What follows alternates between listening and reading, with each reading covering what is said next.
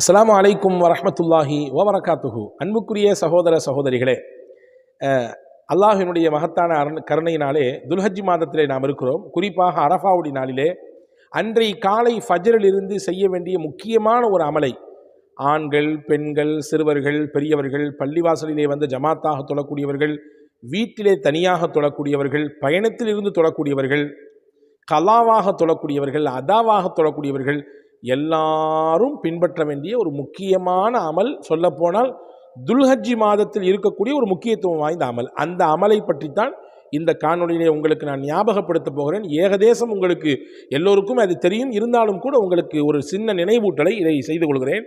இதன் வழியாக உங்களுக்கு ஒரு பலன் கிடைக்கும் என்று நான் நம்புகிறேன். அன்பான சகோதரர்களே, அல் குர்ஆனிலே அல்லாஹ் சொல்கிறான், ஒரு ரப்பக ஃபகப்பிர், நபியே உங்கள் ரப்பை நீங்கள் தக்பீர் செய்யுங்கள், அவனை நீங்கள் மேன்மைப்படுத்துங்கள், தக்பீர் சொல்லுங்க அவனிடத்துல, அவனுக்காக என்று அல்லாஹ் சொல்கிறான்.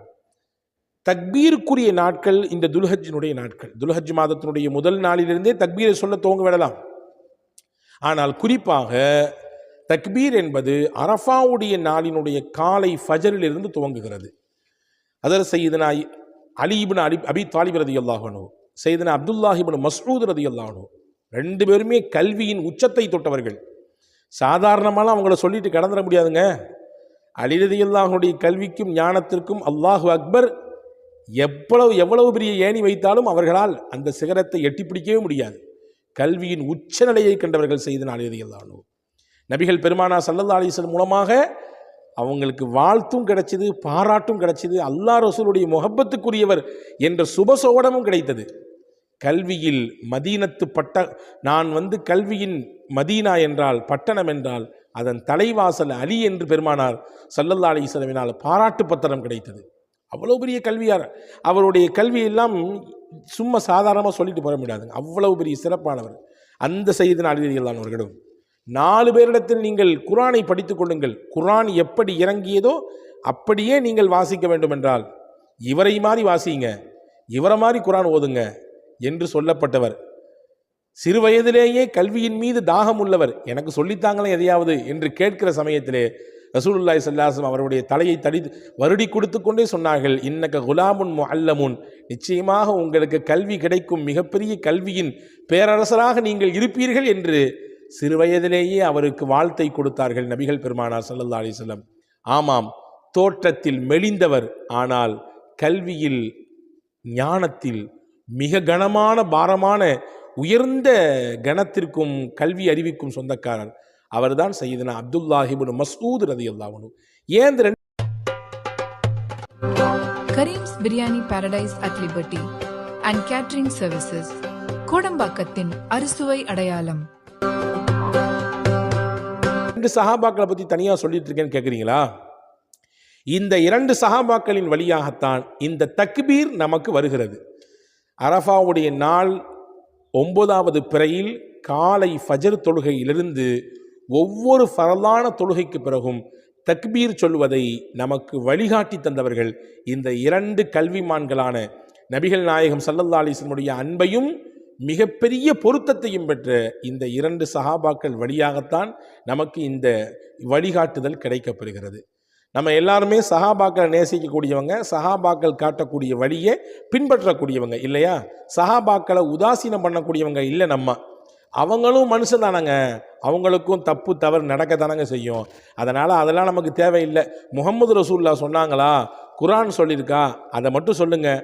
சஹாபாக்கள்லாம் நாங்கள் அதை ஏற்றுக்கிற மாதிரி இல்லைங்க என்று சொல்லக்கூடிய கூட்டத்தில் நாம் கிடையாது.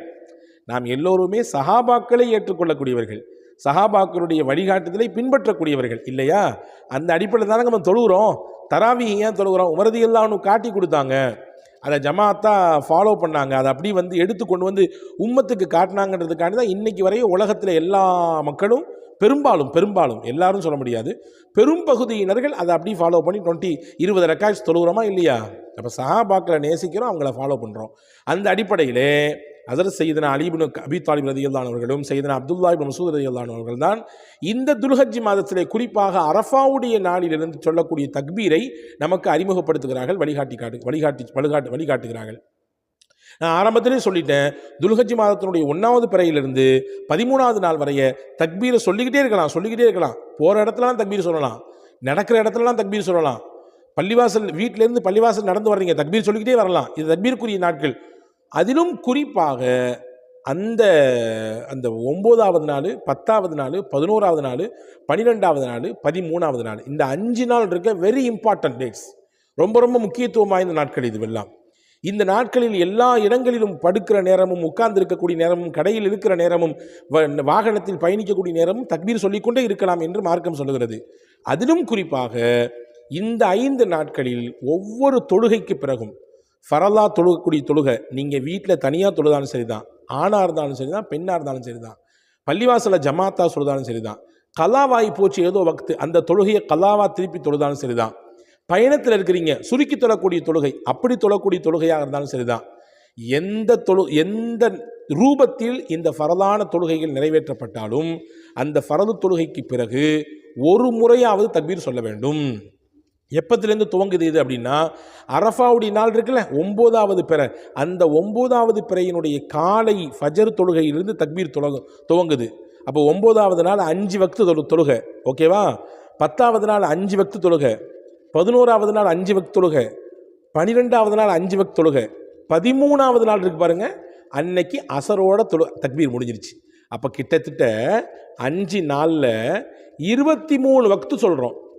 9வது நாள் 5, 10வது நாள் 5 10, 11வது நாள் 5 15, 12வது நாள் 5 20, 13வது நாள் 3 வக்து மட்டும்தான், ஃபஜர், லொஹர், அசரோட முடிஞ்சு போச்சு. அப்போ டோட்டல் 23 வக்துகள்.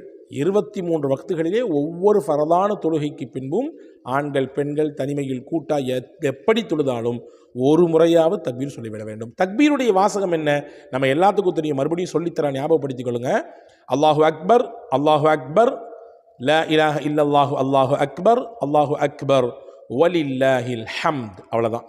சேர்த்துக்கலாம், இன்னும் அதிகமாக சேர்த்துக்கலாம். எதை சேர்த்துக்கலாம்? அல்லாஹு அக்பர், அல்லாஹு அக்பர், லா இலாஹ இல்லல்லாஹு வஹத வஸதக வஅத வநஸர அப்த வஅஸ்ஸ ஜுந்த வஹஸமல் அஹ்ஸாப வஹத, லா இலாஹ இல்லல்லாஹு, அல்லாஹு அக்பர், அல்லாஹு அக்பர், வலில்லாஹில் ஹம்த். இந்த வார்த்தைகளையும் கூடுதலாக சேர்த்துக்கிறதுனால எந்த தப்பும் இல்லை. எனவே அன்பான சகோதரர்களே, இந்த காணொளியில் தக்பீருடைய நாட்கள் என்ன என்பதையும், அந்த தக்பீர் எப்படி சொல்ல வேண்டும் என்பதையும், அந்த தக்பீருடைய நாட்கள் எந்த வக்திலிருந்து துவங்கி எந்த வக்திலே நடைபெறுகிறது என்பதையும் உங்களுக்கு தெளிவுபடுத்தியிருக்கிறேன். கண்டிப்பாக இதை பின்பற்றுங்கள், பிறருக்கு இதை பகிருங்கள். சிறந்த பலன் உங்களை போன்று பிறருக்கும் சென்று சேரட்டும். வல்ல அல்லாஹ் அதன் மூலமாக நமக்கும் வளமான வாழ்வை திரட்டும். வசலாம். அஸ்ஸலாமு அலைக்கும்.